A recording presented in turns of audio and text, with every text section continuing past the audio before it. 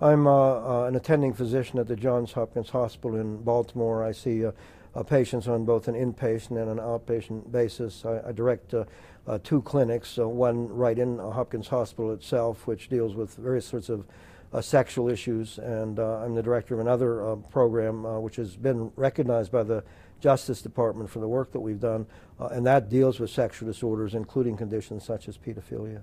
I was on a DSM committee, that's the Diagnostic and Statistical Manual of Mental Disorders, on the subcommittee that deals with conditions such as pedophilia.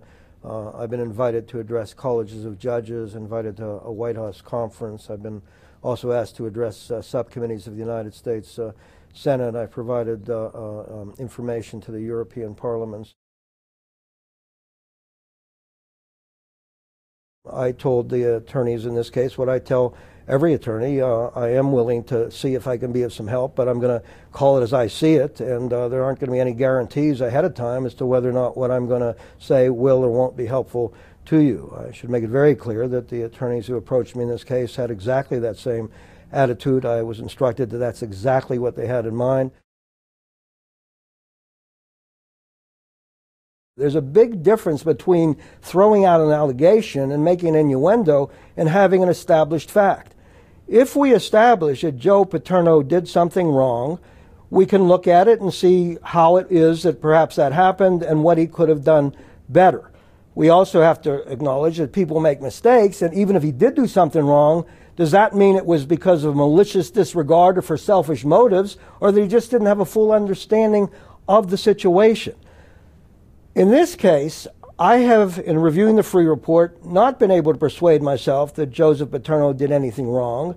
And even if he could have done more, and we can all do more, I certainly haven't seen evidence that his actions were based on selfish motives or some disregard for the well-being of children in the community.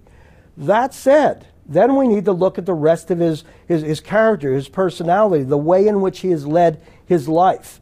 And in the case of Joe Paterno, if we're wondering whether he might or might not have done something wrong, and it isn't clear, the fact that he's always been a man of integrity, the fact that he's known to be a man of his word, the fact that he's provided leadership and been a role model of the community, in my judgment, becomes extremely important.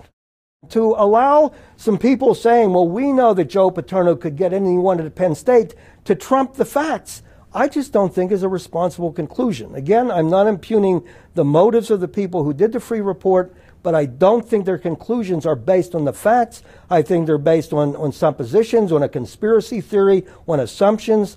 That's not the way this should be decided, in my judgment. Sitting in the comfort of our living rooms and feeling, well, I think I would have handled it this way, is a very different experience from being in the middle of it with the emotion, the uncertainty, the confusion, and so on. In short, in 1998, I don't think I would have done anything different, hearing that this man had been accused and exonerated. And in 2001, having made a report to my superiors and feeling that they're going to pursue it further, I don't know that I would have done anything further either. Suppose that Joe Paterno had been my father. Suppose that Joe Paterno had been your husband. You still are going to be concerned about children, but you'd hope to God that your husband, your loved one, is going to be treated fairly. What we can hope will come out of all of this is that we can learn, that people can be better prepared, that people in the future, if they begin to suspect child sexual abuse because of what we've learned, may be able to handle it better. That's what should come out of this, not putting blame after the fact, expecting that people should have known then what they couldn't have known then.